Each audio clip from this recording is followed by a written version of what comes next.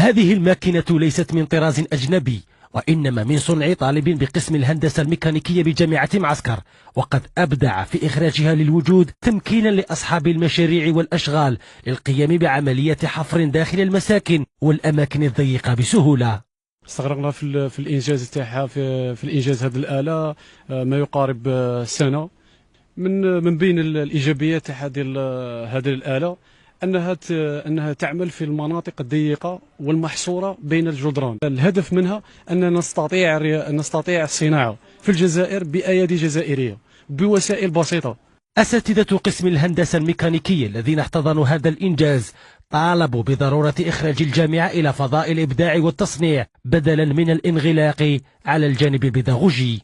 الهدف من هذا الإنجاز هو إخراج الجامعة من التقوقع إلى العالم الاقتصادي، العالم التصنيع، لأن هناك مشكل بين التصنيع والجامعة. الحاجة اللي نتواصلوا بها هي أننا لازم نتكاتفوا جميعا، ولازم العمل يكون عمل متقن إن شاء الله.